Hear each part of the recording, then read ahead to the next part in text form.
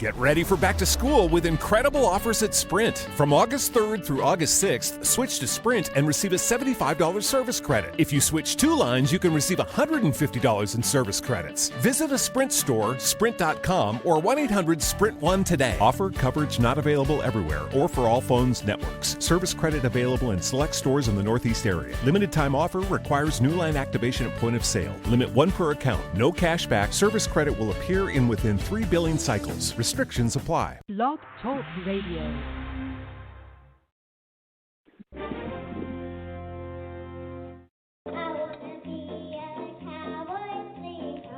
It's one of the most baffling mysteries in criminal history. Who murdered little John Benet Ramsey?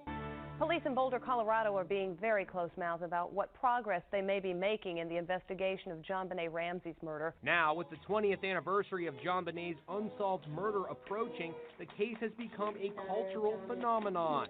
The cover of this week's People magazine asks, "Justice for John Benet?" This case has been shocking ever since it broke 20 years ago. And it's been one that, as an unsolved mystery, has really captivated, I think, the nation's attention. The magazine probes the many questions that remain unanswered since John Benet's body was found in the basement of her Boulder, Colorado home on December 26, 1996. Like, was there really an intruder? Were Patsy and John Ramsey, John Benet's parents, cleared as suspects? And how did John Benet really die? John Benet died of strangulation. She was hit very hard in the head with a blunt object, and investigators tell us that that would have eventually killed her. TV projects about the murder are also coming up, including a Lifetime movie, a documentary on Investigation Discovery, and a 3-part series on CBS airing in September. Tom Foreman is executive producer. It was a beautiful girl, a wealthy family. There's no question why people continue to talk about it to this day. The case has enthralled the nation ever since Patsy Ramsey made this dramatic 911 call. We have a kidnapping. Hurry, please. Explain to me what's going on, okay? There's a note left and our daughter's gone. How old is your daughter? 6 years old. She's gone. 6 years old. So where are the key people today? John and Patsy Ramsey were cleared of involvement in the murder. Patsy died of ovarian cancer in 2006 at age 49. John is 72. He has remarried. His wife Jan is a fashion designer. You'll remember John once dated Beth Holloway, mother of missing teen Natalie Holloway, whose disappearance is another unsolved mystery. Then there is John Benet's brother Burke. He is 29, a graduate of Purdue University and a software developer in Indianapolis. Burke will break his silence about the case for the first time in an interview with Dr. Phil airing in September. So where does the murder investigation stand? The Boulder police tell us that there are still detectives working on this case. John Benet would be 26 today, but she's frozen in time as the little beauty queen whose mysterious murder became a worldwide phenomenon.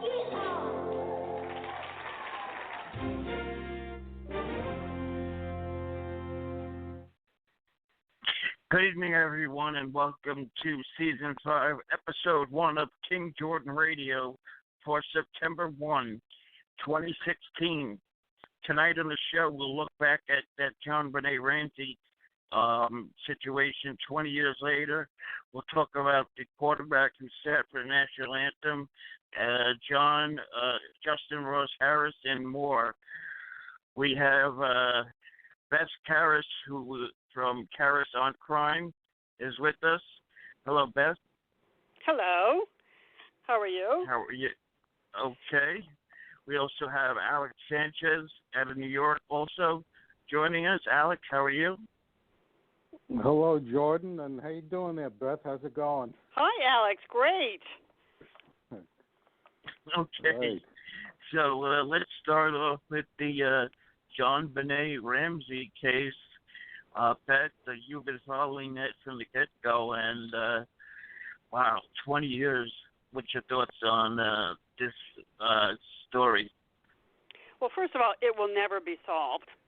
And I think that if things were done differently in the very first days and weeks, that it may have been solved. There may have been an arrest. And, of course, we know now since 2013 when the grand jury records were unsealed and released, that the grand jury had voted an indictment against John and Patsy Ramsey, not for murder, but for other lesser crimes, but related to the abuse of their child, because there was evidence of chronic physical abuse, not just an acute one-time sexual assault.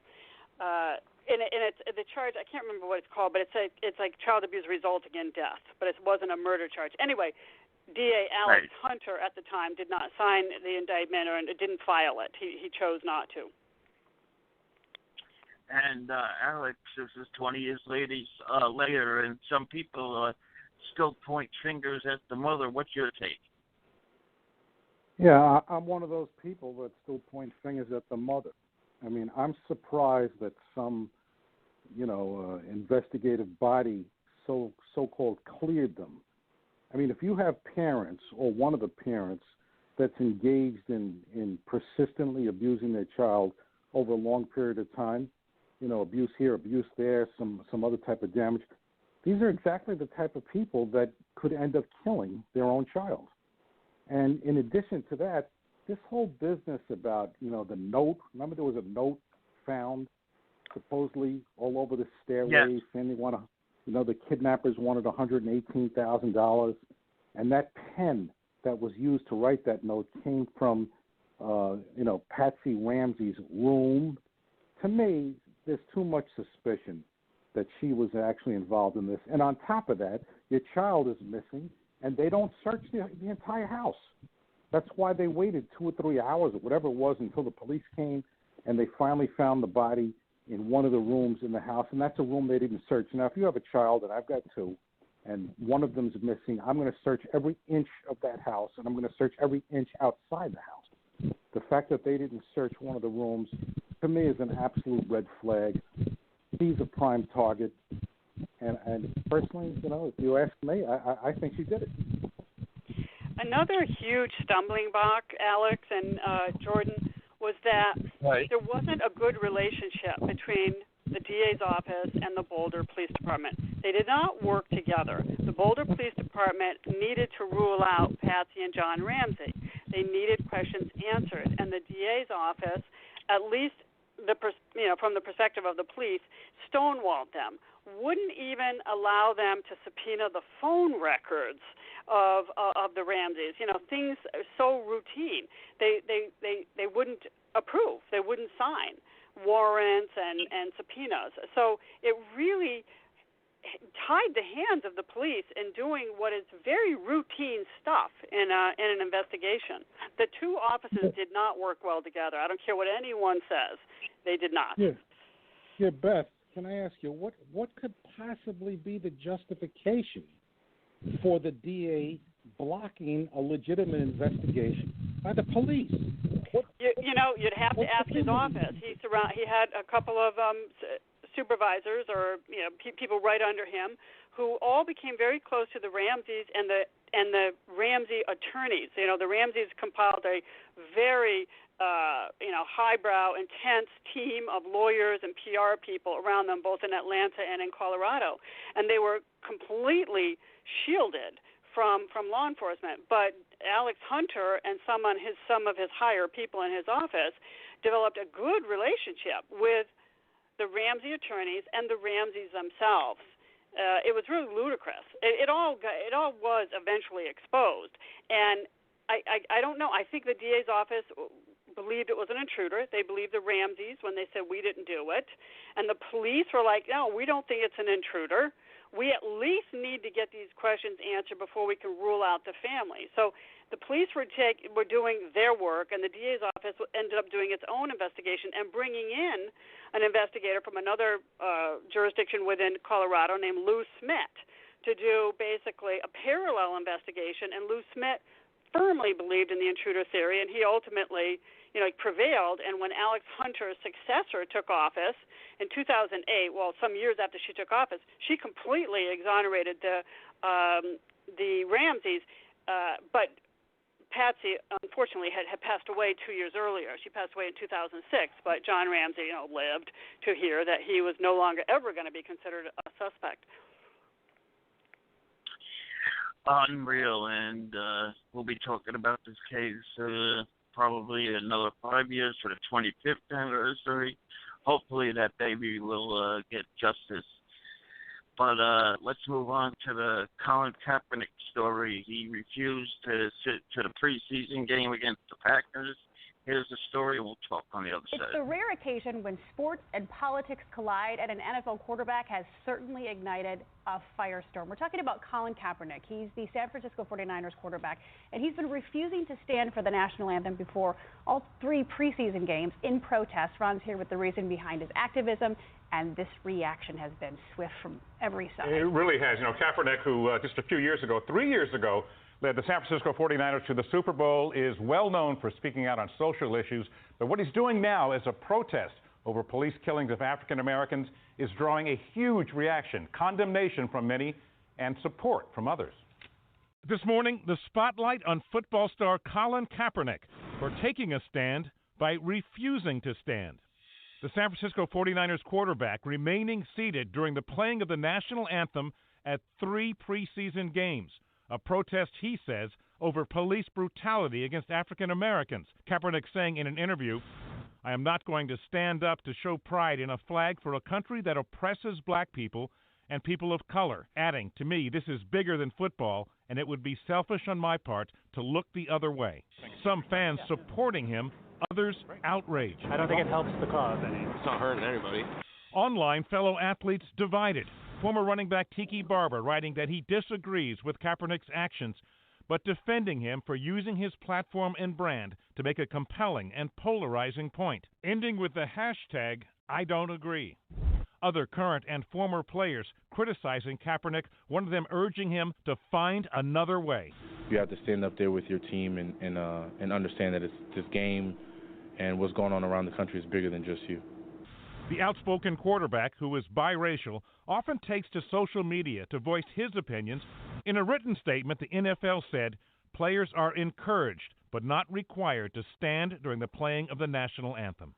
And 20 years ago, an NBA player was suspended for refusing to stand for the Star-Spangled Banner. Kaepernick will not face discipline by either the league or the 49ers, but he says that if this is the end of his football career or the end of his endorsements, it was worth it because he says he did the right thing, even if a lot of Americans disagree, and many will disagree, that's for sure. Many are disagreeing, Yeah. but at least he's going out on his own principle, and he's accepting those consequences if they do indeed happen for him. Exactly. Thanks, Ronnie. Thank you, Ron. Let's.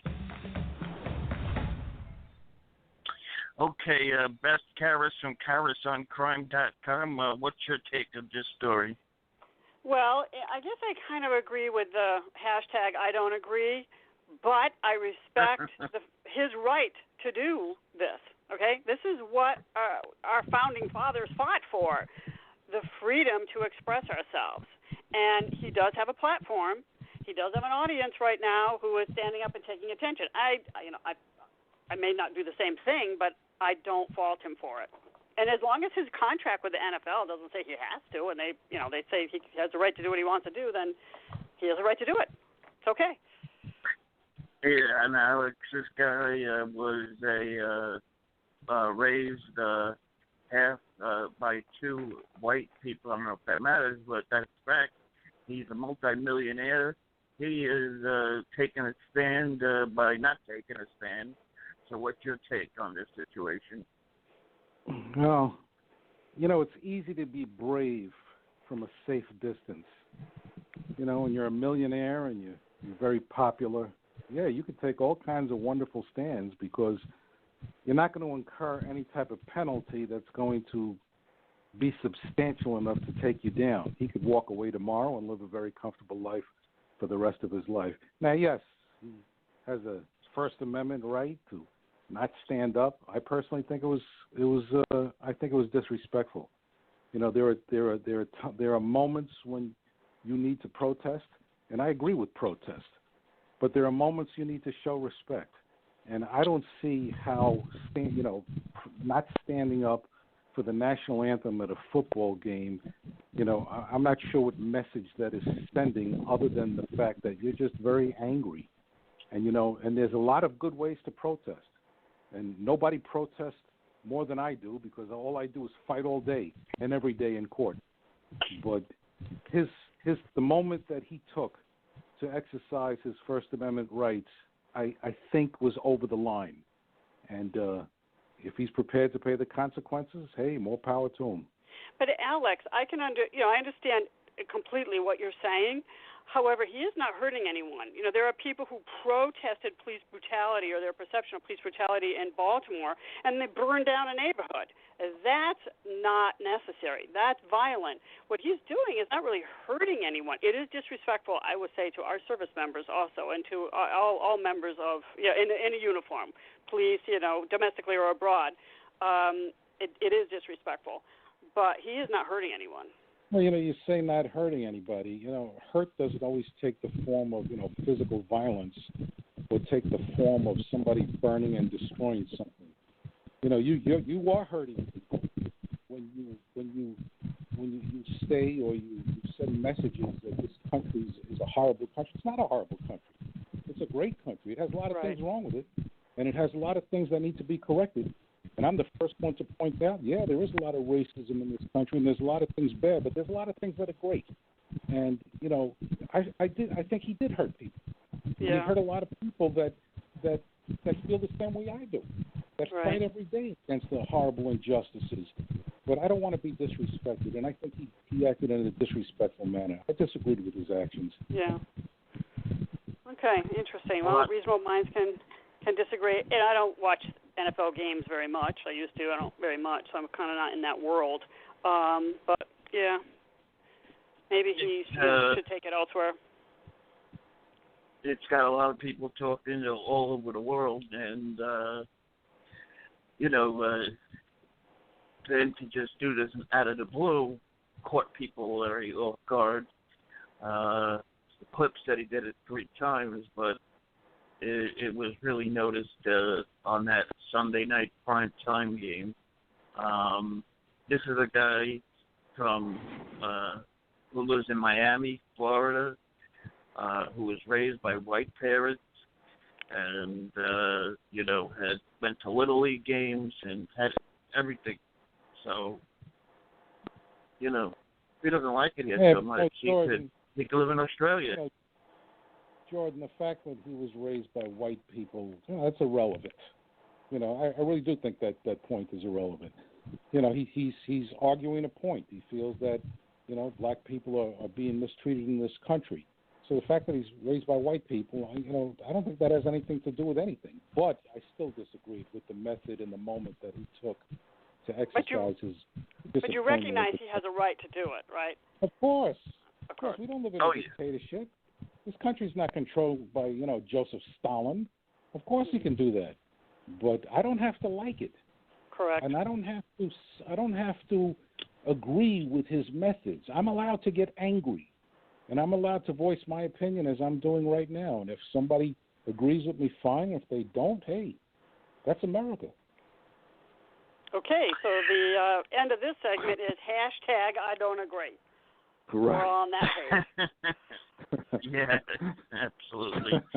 Finally, Beth, we're going to trial with the hot card trial, and here's the sound of this, and we'll talk on the other side.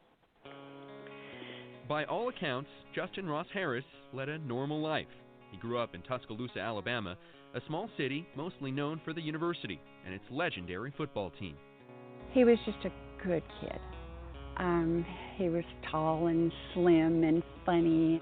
He met his wife Leanna in 1994. They were high school sweethearts. Harris worked as a parking attendant and later as a mail clerk at the University of Alabama, where he later earned a business degree. The couple married in 2006.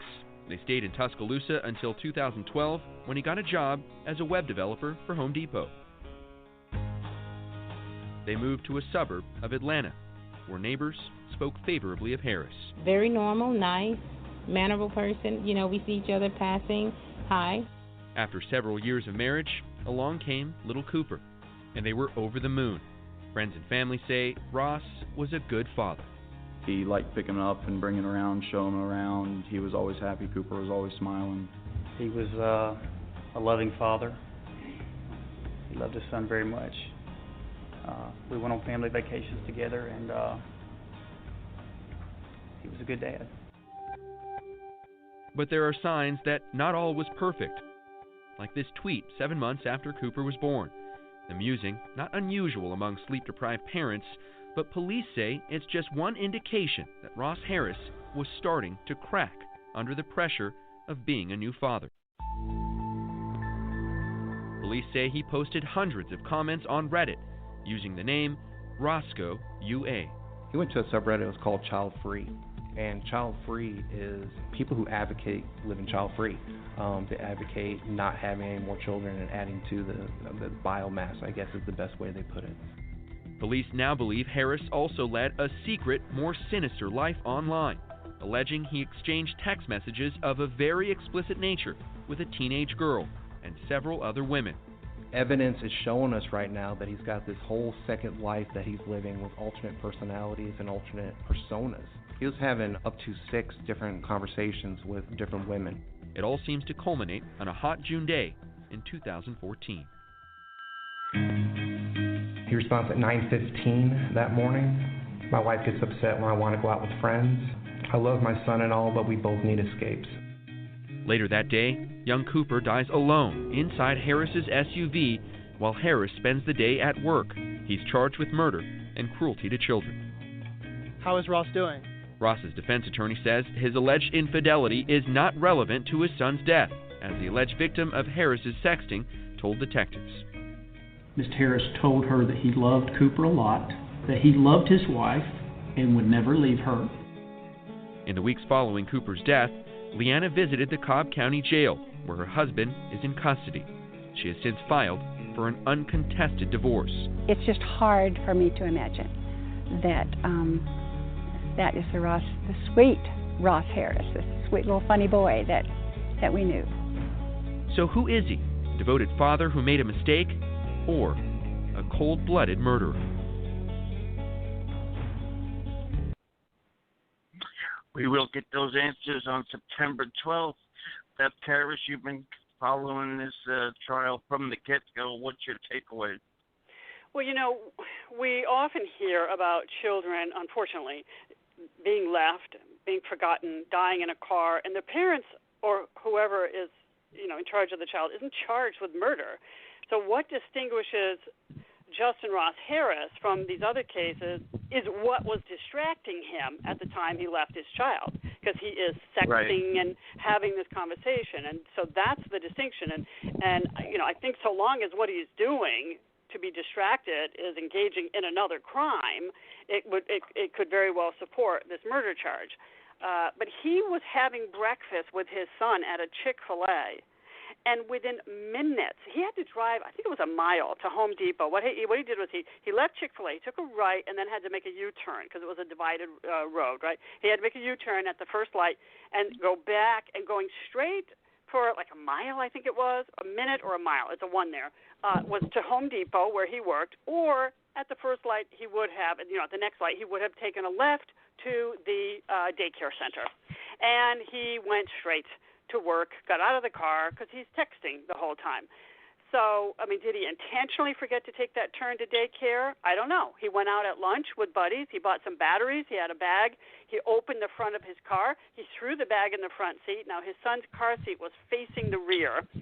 So maybe he didn't look in the back, and the car seat, his son's face wouldn't have been facing him, but it's hours after he left him in the car. It's hard to believe, but it does happen. I don't have children, but parents do tell me, it's their biggest fear that you do something like this, that you'll lose your child or forget your child. So it does happen, but what he was doing to be distracted is going to bring him down. And the judge did not sever the counts, the separate counts about the sexting, did not sever them from the murder.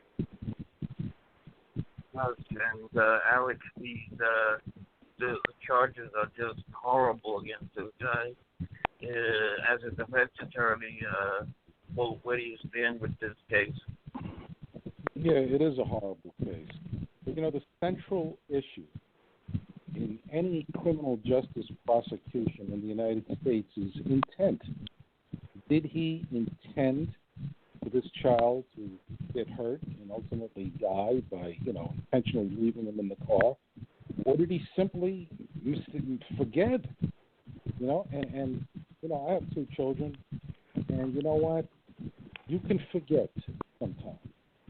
You can make a mistake. Even though it's a matter of this great importance, if you're overworked and you're overtired and you're run down, you're in a hurry, in this fast-paced society, you know what, things like that happen. And as Beth said, what is the fact that he was having this relationship with women or having computerized, asking questions on the computer? What does that have to do with whether or not he murdered his child or not? I'm not seeing the connection. If you're going to admit evidence to try to prove something, there has to be some type of nexus between the evidence you're going to admit and the assertion or the proof, or what it is you're trying to prove. And I don't see any evidence right now that because he was sexting or because he had relationships, that somehow means that he intentionally murdered his child. So I would be absolutely astonished if this guy was convicted of this crime.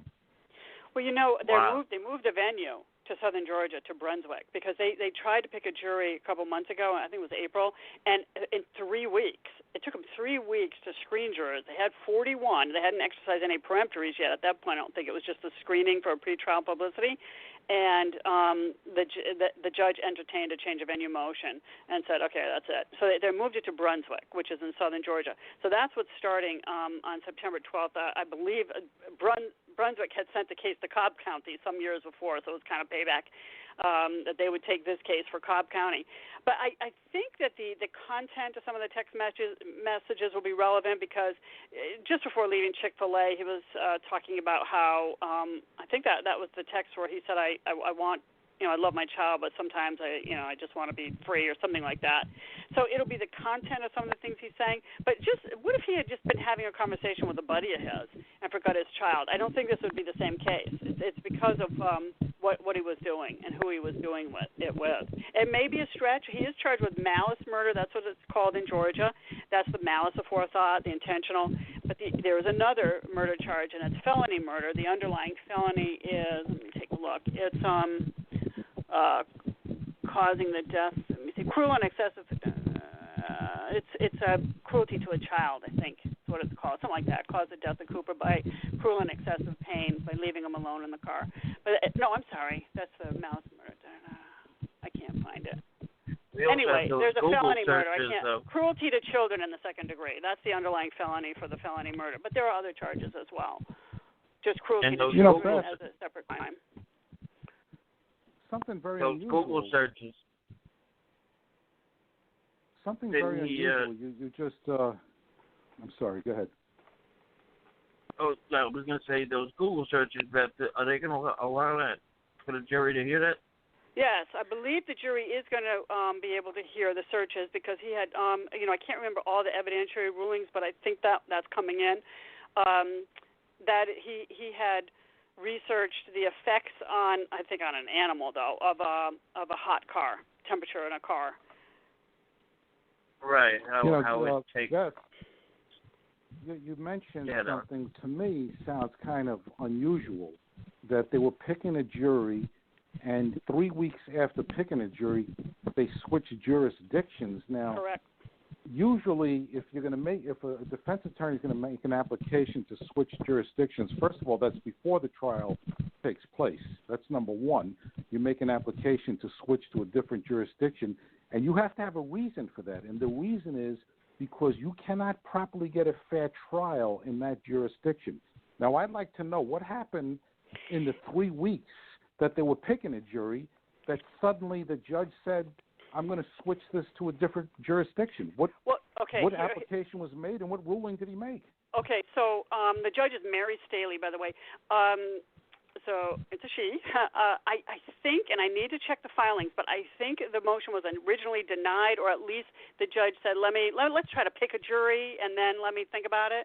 And I have seen that, Alex. I mean, I know I've covered the Diallo trial. That was a change of venue before trial here in New York State, moved from the Bronx to Albany. That was years ago in 2000. But a lot of times, at least in other states, I've seen judges say, look, let's at least try to pick a jury here in our own community. Or they pick a jury, they'll grant it, I guess it's like a partial change of venue, but they'll bring a jury in from another jurisdiction but still try it in their own courthouse so they don't have to move the lawyers and the witnesses and everything. But I'm not really sure because I wasn't at jury selection. I'm not really sure what made this judge decide that she's not going to get a jury. But jurors were very opinionated. I mean, he's not well liked in that community. They knew it was going to be an uphill battle. Maybe she should have granted the motion before trial. But again, I have to check the filings to see if it was indeed filed before. It might have been a renewed motion during the trial. But I was surprised. I thought she'd deny it because they did have 41 jurors. They had 41 to do peremptories, and if you're looking for 12 jurors and, say, 6 alternates, I can't remember how many peremptories they got each, but they were getting close to the number they needed. Yeah. Wow. By the way, that internet search, if there was an internet search talking about how long does it take for an animal to die in a hot car, and that I would say does have some relevance. If I was a prosecutor, I would definitely want that information brought to the attention of a jury, because that, to me, that does sound a little bit more suggestive of some form of intentional behavior. That's right. Oh, yeah. Those are very But again, I need to bone up on all of the rulings in that case. So I'm going from my recollection. So don't quote me on that till I can double check that. No question about it, and this will be a huge trial. This originally happened, that's like 3, 4, 5 years ago? It happened on June 18th, 2014. Yeah. Okay. And there's been a camera in court. There's been a camera for the hearings, so there'll be a camera for the trial. There will be cameras allowed in the trial? Yes. Okay. Before we get to the other story, I'd be remiss if I did not mention Anthony Weiner. So this guy has everything to, he was in this situation in 2013, and it's all over the news here in New York, and all three of us are New Yorkers. And Beth, let me get your take on the Anthony Weiner situation.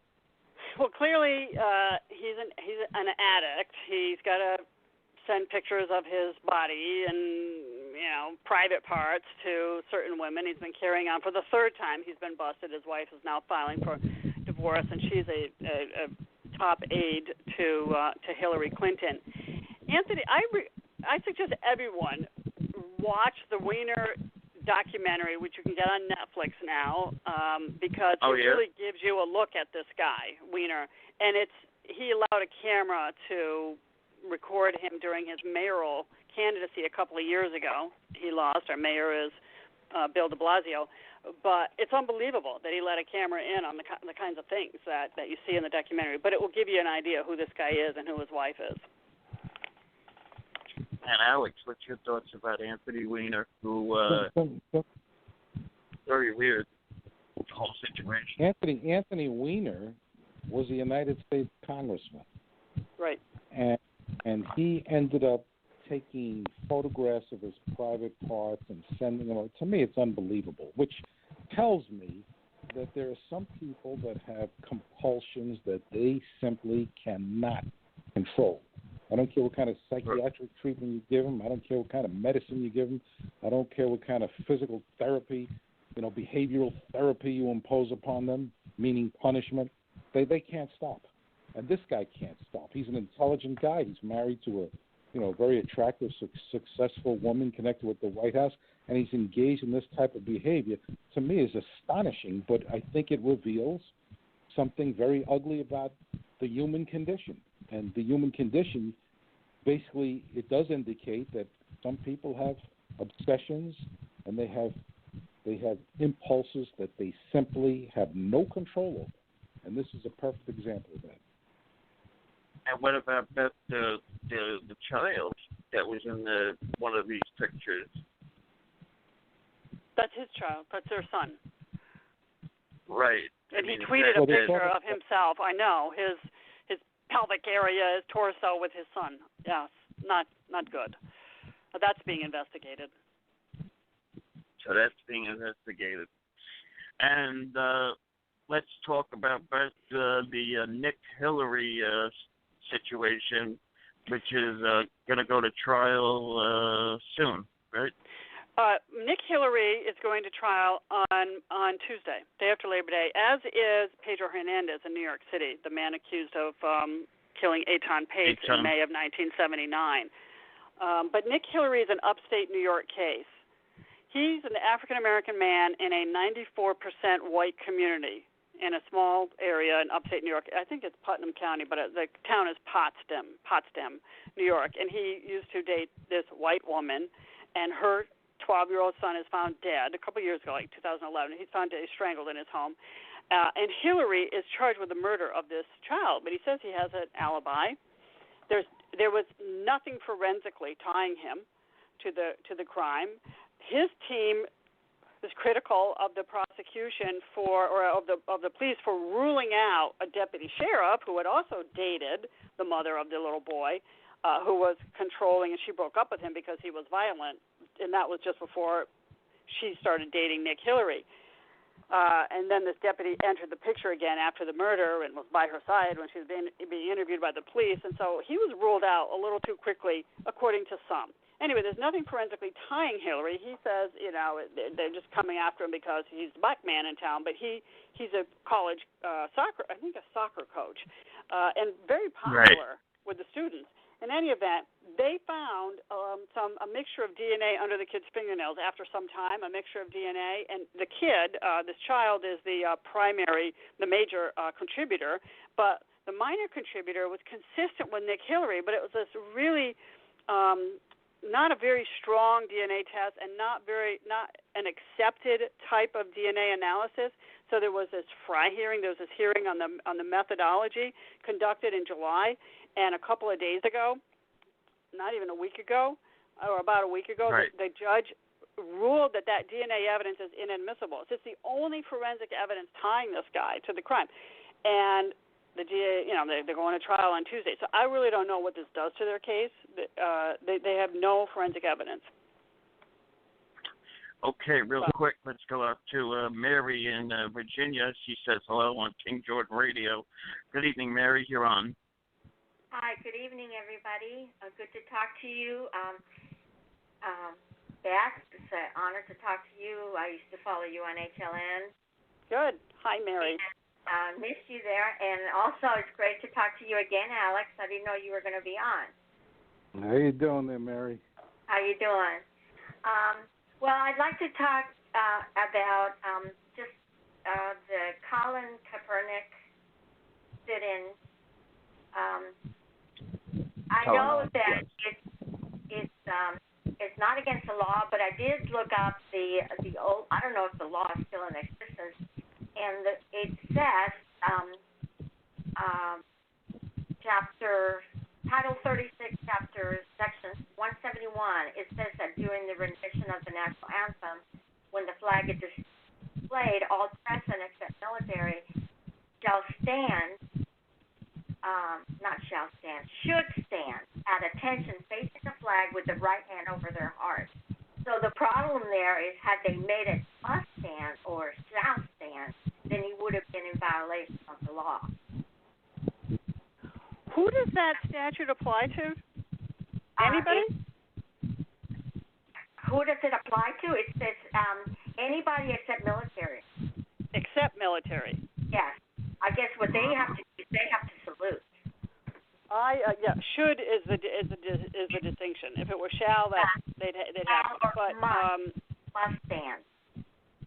Okay. So it's like it's advisable to stand. You should. Right. And I just think it's I agree with Alex. To me, it's despicable. It's just someone like me who came from another country. I came from a communist country in Cuba, and I care so much about the United States, and to me, it's just horrendous that he would do something like that. And it's like Alex said, he's a multimillionaire. It's very easy to make a stand. What is he doing in the trenches to try to do something about this problem, which there is. But it's very easy to do what he's doing, and he's getting a lot of free publicity for it. So I am totally against what he did. By the way, Mary, you quoted some type of statute before about, one should stand. I don't care if that law said you must stand. That something like that would be unconstitutional. You can't force somebody to stand during the rendition of the Pledge of Allegiance. That's coercion in the absolute worst degree and would violate the First Amendment. So there could be no statute in existence with any validity that could force you to stand and abide by the statute, by the Pledge of Allegiance. Okay.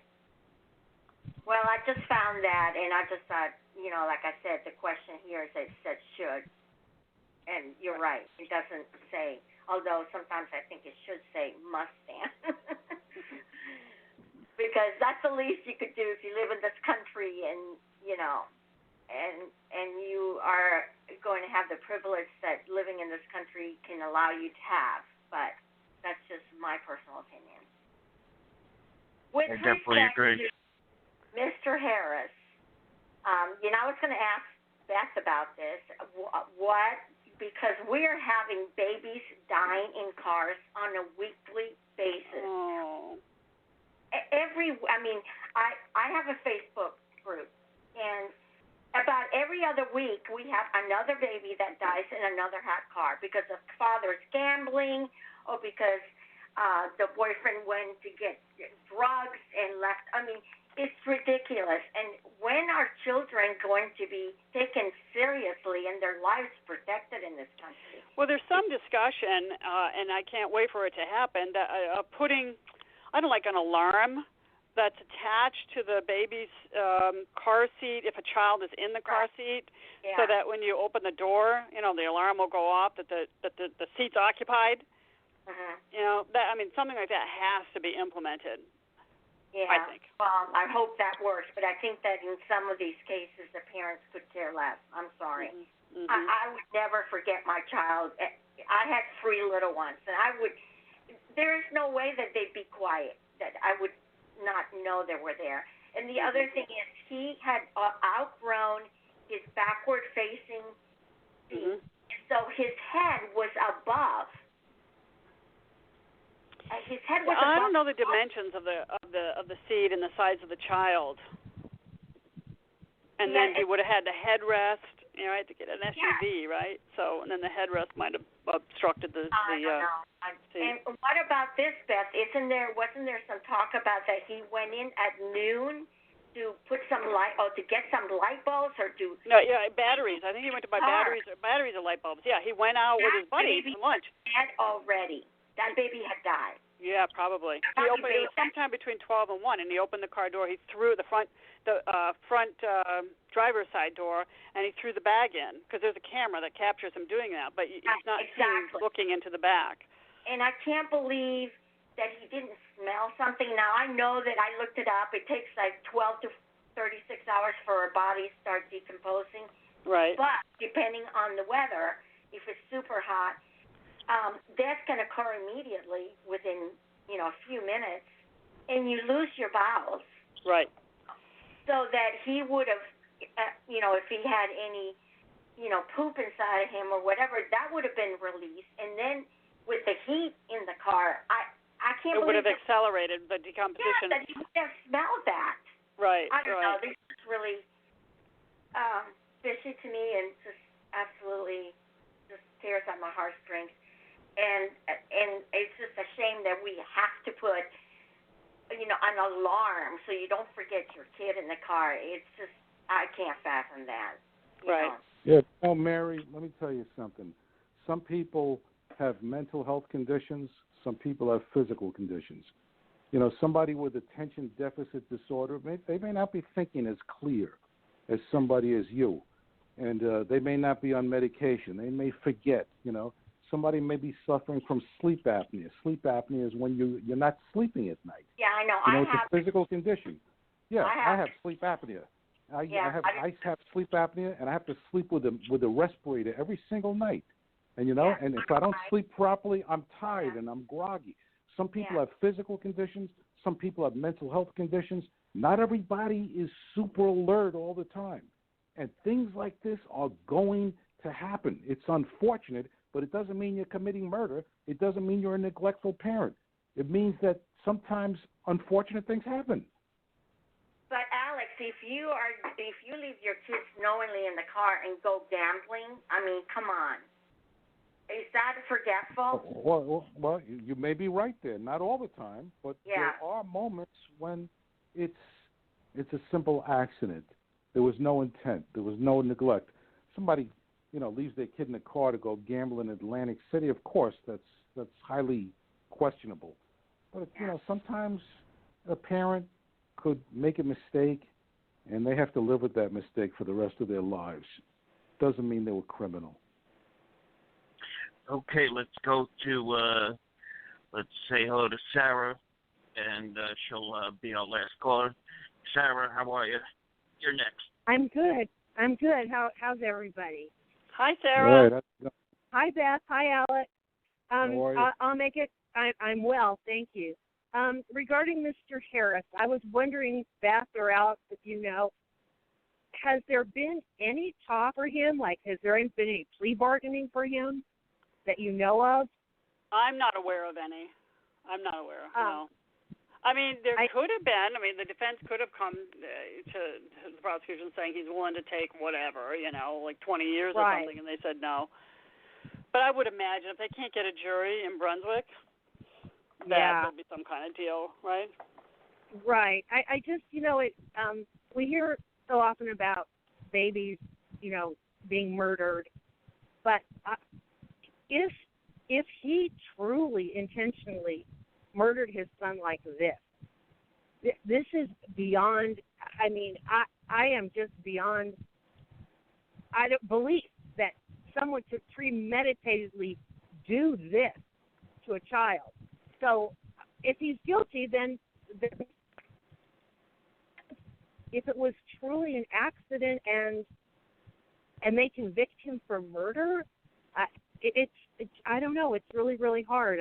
But I don't like his searches on the internet. I don't like that he was very preoccupied, but that doesn't prove that he intentionally wanted to kill his child. Mm-hmm. The other, I'm trying to think what else I was going to say besides about Mr. Harris. Oh, there a few weeks ago, and I'm riding in the car, so I don't have any notes with me. But there was a judge actually acquitted for a hot car death.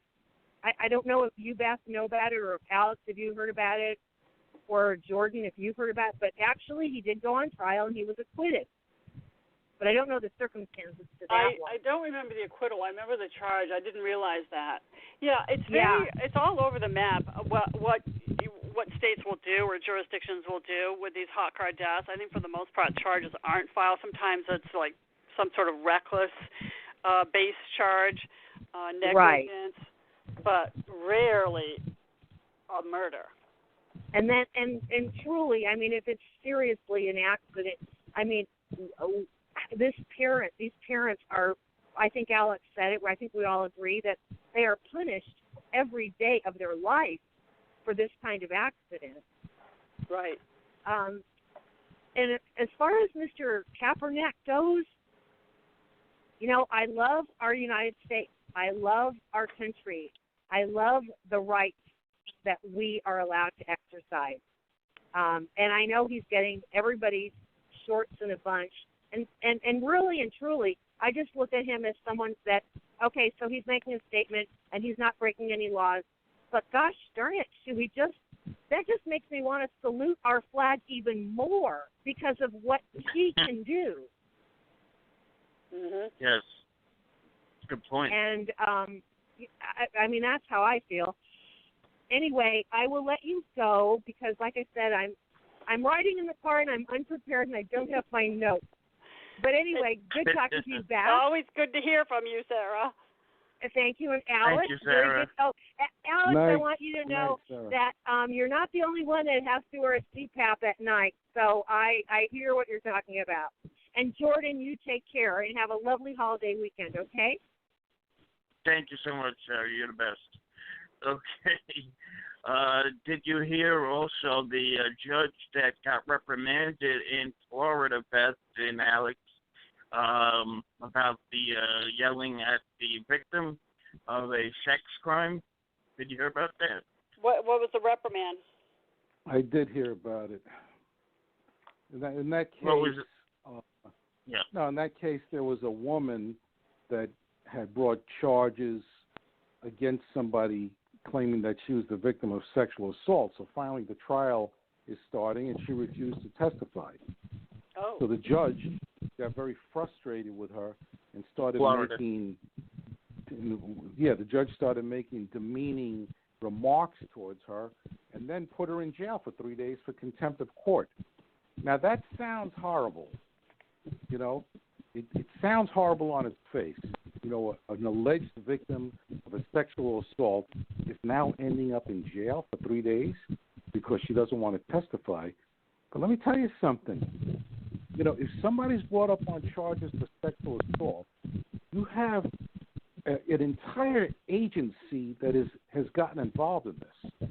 Many agencies. You have the police, you have the district attorney, you have perhaps, you know, forensic specialists, right? You have all these. You got the defendant who may have had to pay bail, may have been sitting in jail. He's facing serious criminal charges. Defense attorneys, judges, prosecutors. And if this woman suddenly doesn't want to testify, you know, to me, she should have to testify. Right. Because maybe this guy has been on trial, and you put the whole system, you've put the whole system to work, and now you're just going to say, okay, I don't want to testify, and you think you can just walk away from that? I agree with you 100%, Alex. I used to read the riot act to my witnesses. They come into court. I want to drop charges. I'd bring them out in the hall. You think it's your decision whether to drop the charges? You got the wheels of justice in motion here. It's my decision, not yours. And sometimes I'd have no choice, but I'd have to dismiss if they were so recalcitrant and it just wasn't worth putting them on the stand. But anyway, I totally agree with you. Wow. Anyway, okay, so then the judge was reprimanded by an appeals court that said that her actions were improper in the way she was reprimanding the complaining witness for dropping charges, and they basically, you know, rebuked her entire behavior. So this is an appeals court judge rebuking the behavior of a lower court judge. Mm. Interesting. And you know what the judge has Beth? to do? She has to take anger management courses. Yep. Yes. Tell us about Kaepernick on Crime. Yes, I operate a subscription website, CaepernickOnCrime.com, where I blog and do podcasts and post court documents and follow trials and stream some, do my own videos, answering questions, do live chats. So there's just sort of, you know, all kinds of stuff on there, all kinds of content, but I follow closely about 9 or 10 cases. Some are coming up for trial, like the Justin Ross Harris case. So check it out. There's some free material on there, too. And I have a new case on there, a shooting death of a young man named Jonathan Cruz. His ex-girlfriend he was breaking up with that night has not been arrested. She is charged. She's being sued by the estate of Jonathan Cruz. This is down in Texas for wrongful death. And maybe sooner or later she'll be charged. We'll see. There's so much content on the site. I'm looking at it right now, and that is CaepernickOnCrime.com. Right. And your motto is check it out for a month, right? That's right. Check it out. Check it out for a month. My motto is, whether you spend 5 minutes or 5 hours on my website, I want you to come away more informed, feeling a little bit smarter, a little more informed. Here you go. So have a wonderful Labor Day. You started off the summer with us, Beth. So I appreciate you ending the summer with us. So good job for you. Sure, my pleasure. Thanks so much. My pleasure, and nice talking to you too, Alex. Oh, it's great having you on the show. Great. Okay. Take care. Okay, so be in touch. Thanks so much, Beth. Bye-bye. And Alex, thank you for joining us. We didn't know if you were gonna. You were a last-minute decision, but you gracefully came on. So thank you so much. Well, I can't turn down an opportunity to be on your show with a very intelligent audience, I'll tell you that much, who seems to know a lot about the criminal justice system. And so it's my pleasure to be here. Yes. And any more Nancy Grace appearances? Yes, I'm going to be on the Nancy Grace show. I'm scheduled for Wednesday at 8 o'clock at night. The Nancy Grace show is going to be concluding on October 13th. And by the way, I don't know if anybody's aware of this, but the new host on that show is going to be Ashley Banfield.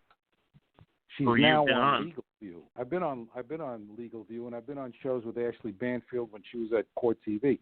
But now she's going to be taking over the spot that Nancy Grace currently occupies. I think they're going to do a different type of format, but that's going to be Ashley Banfield's show. So for all those Ashley Banfield fans out there, you're going to get a chance to see her every night, 8 o'clock. That's right. Dr. Drew is and hopefully, maybe they'll invite me once in a while.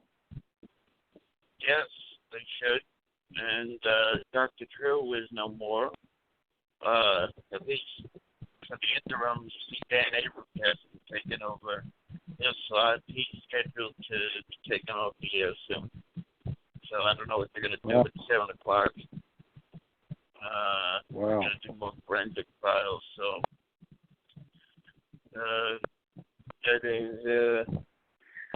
there was once a time you had Jane Velez, and then Nancy, then Dr. Drew, and then After Dark, and 4 hours, and now it's Dr. Drew.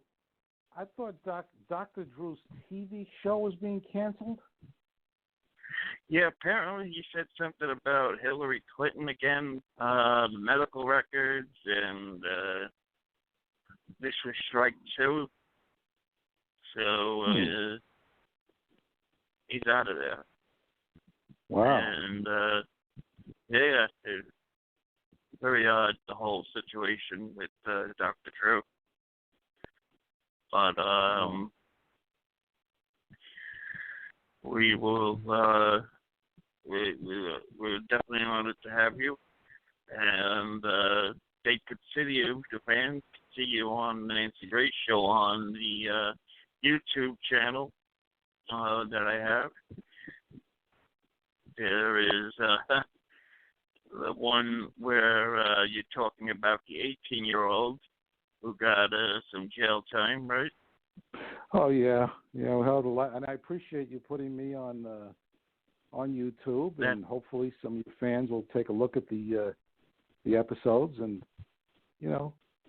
enjoy some of the stories. The Minnesota girl. Yeah. The 5-year-old, yes. Yeah, those are Nancy, pretty horrible stories. Horrific, but you do a wonderful job. So thanks so much for that, and we'll be in touch, Alex. All right, Jordan. Take care, pal. Okay. Thanks so much to the great Alex Sanchez. If you need a great attorney, go to him. Thanks so much to Mary, who called in. Sarah called in, apparently from a car. Madeline, who is listening. Pager, who is listening. Key, who is listening. And everybody else who is listening, thank you so much. Thank you so much, Mary, for your work. It's very appreciated. Now we're on TVT. Let's go to the Carpenters. We're working on another guest for next week. I don't have it. Stay tuned to King Jordan Radio on the Facebook and on Twitter at King Jordan RAD. Okay, we will speak to you hopefully next week at the same time, same place, same channel.